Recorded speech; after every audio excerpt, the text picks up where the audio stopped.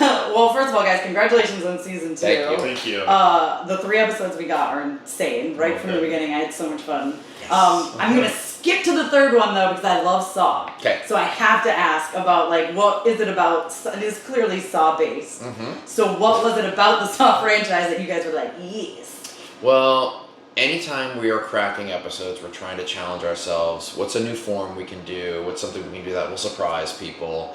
And I think what first came up with us was, this idea that my character doesn't watch scary movies. He's too scared and too sensitive to watch scary movies, but he hears about them. So we're like, what if someone is trying to set up the premise of Saw, but they actually haven't seen the movies and they get it a little bit wrong? That felt very, very funny to us. And we kicked it around for a little bit, and then I'll never forget, I got an email from Patrick who was like, he's always looking around for locations and things like this, and he's like, guys, I found the room they shot Saw in. We can shoot in the room.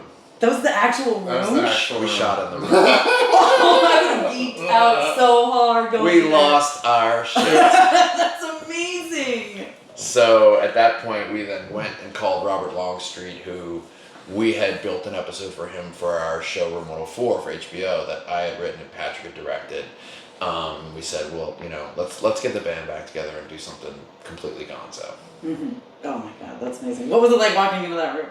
I mean, it was crazy. It's funny. It is very different. I think that they set dress the heck out of it for the actual Saw movie, but it still feels like you're in the movie Saw when you're inside of that room. Absolutely. So we're always looking for, just as we're found footage, we're always looking for found production design where we kind of, don't need to set as much stuff up.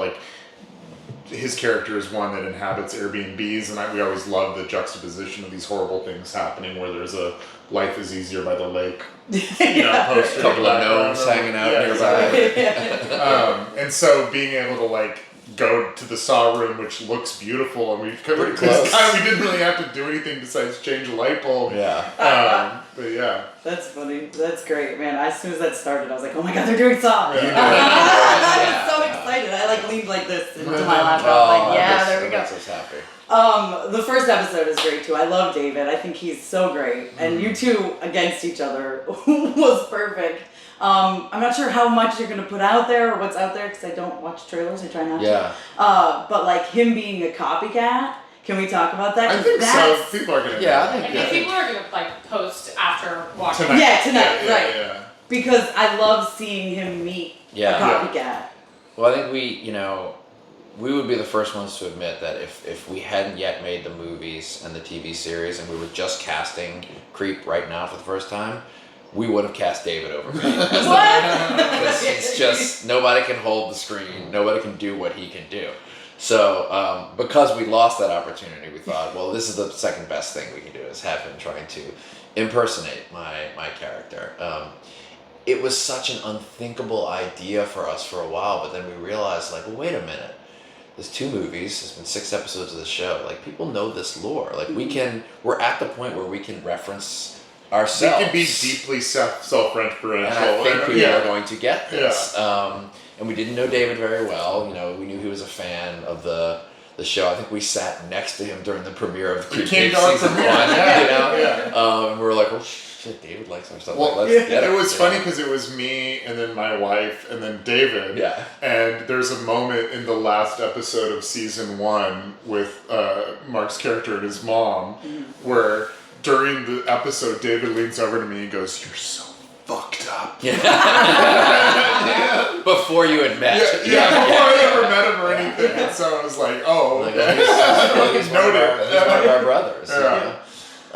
But it was so fun to make that episode with him because you'll notice when you watch the Creep tapes, all different kinds of formats, right? And all kinds of different things that make the episodes work. But one of the things we love the most are the uncomfortable, long, pregnant pauses and silences. But you really need someone who can hold the screen in order to pull that off.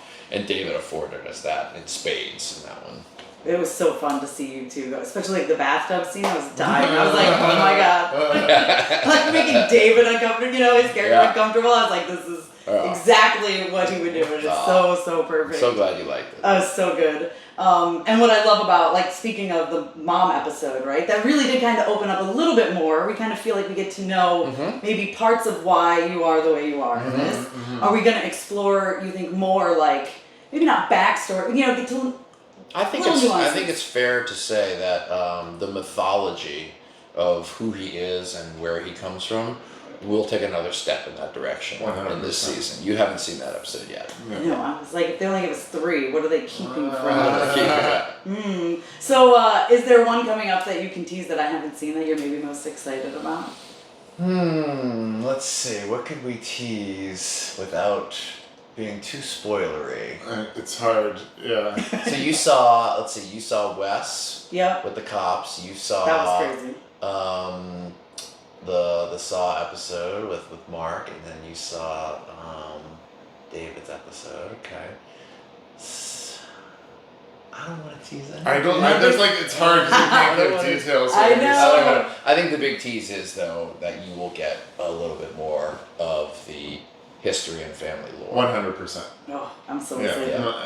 I can't wait. Well, I do want to ask too about, like, the found footage aspect, because I always find these to be so interesting, like a shot from a camera, and I feel like I'm in the journey with these people.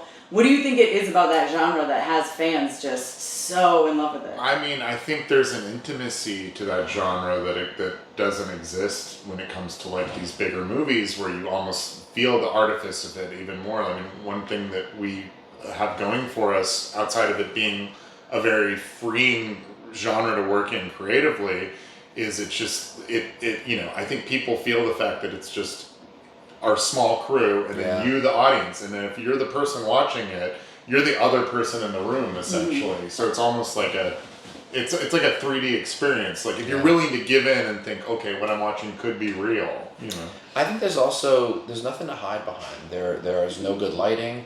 There's no score to underscore everything. There's no needle drops in music. There's no fancy editing. Yeah. You know, I've shot scenes in non-found footage stuff where I'm like, this scene isn't good, but you know what?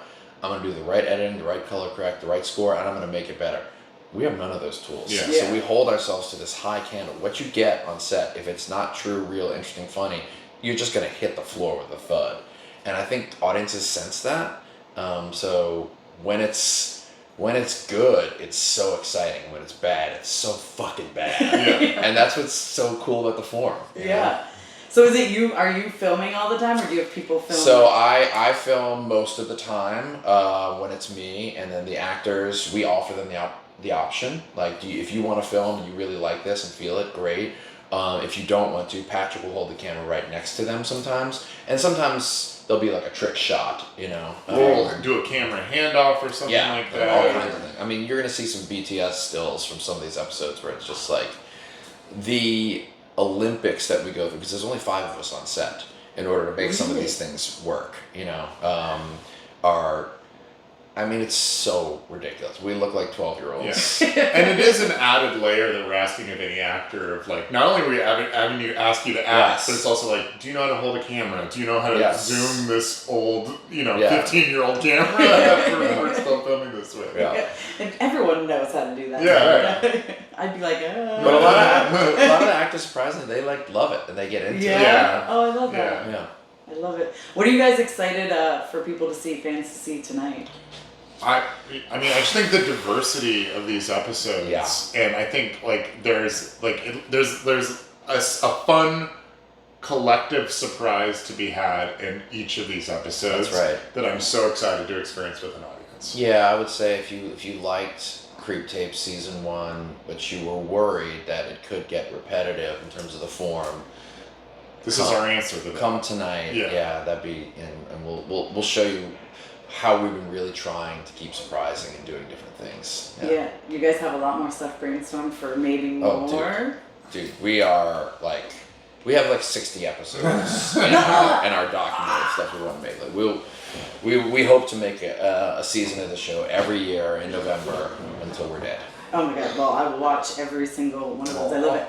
What would you guys say it is about Fantastic Fest that makes this the perfect place to premiere this? I used to live 2 blocks from here, Really? where we are right now, when this whole parking lot was a grocery store.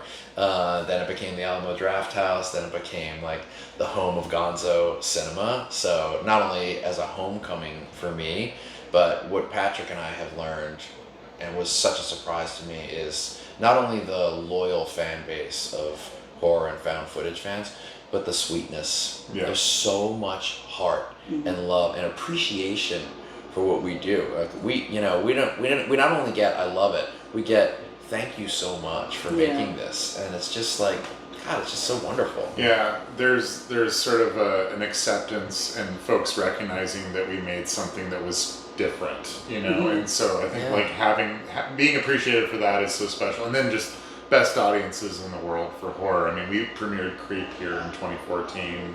It's South by Southwest, but in Austin. But it's in Austin, yeah. And we premiered Creep Tapes in 2024 here, season 1. So it's like it's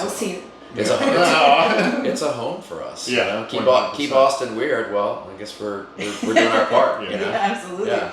What you touched on a little bit, but one of the things I love about this is really every episode is so different. And really, technically, like, I don't think you have to watch them in order. So, like, if someone was watching it, you know, someone walked in and you were on episode 5 or whatever, they could easily go back and follow it. Is that by design? These episodes that you're seeing are technically out of order in when they were made in the mythological universe of this character, so that you can't really track a natural progression for him. It's just his life put into a blender, and you're just picking out little pieces as you go. Yeah, I love it because people can just start on season 2, like if they'd never heard of it. You know? I mean, we thought which would be crazy if they had never heard of it. In this way, we're like Seinfeld and Friends. I was about to say, I mean, we talked about Seinfeld and Friends when we were first developing the show. It was like not thinking about this as an anthology per se, but more as like a network style. Absolutely. You know, My show. goal is that when you go on vacation with your family and you turn on TBS and you're like, the only thing we can all agree on is just these Seinfeld reruns. That 30 years from now, it's gonna be great. There will be. It'd be great for the young kids. Let's spend some time with this weird guy.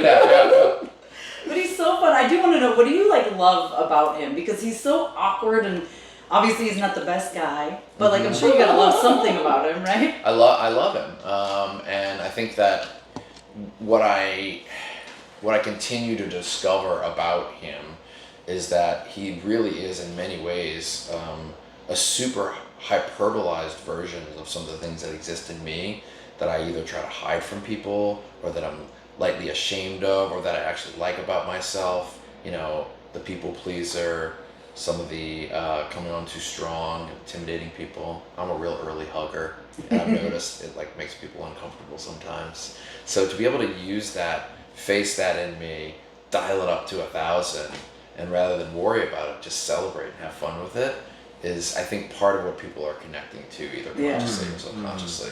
And then final question, not to like put you on the spot of any of your past characters. Yeah. Who would you like to see him take on like any of your past characters? Who would you like to see them characters go that head-to-head? I've played? Yeah, that characters that Oh, you've that's played. really fun. Yeah. Not to like kill one of your other characters. No. I think that's a good question. Who would you murder? Who would I murder? You know, I think I would like to see him come into like close proximity with Brendan Delorier, who is the midwife doctor I played on in the Mindy projects, because they both have some quite strange energy to them, and I think it would be a weird off in a lovely way. Yeah. That would be fun. Yeah. Awesome. Well, thank you guys so much. Thank and you. Congratulations. So I gotta tell you, I loved language lessons too. Oh, like thank that you. was so good. So Thank you. just want to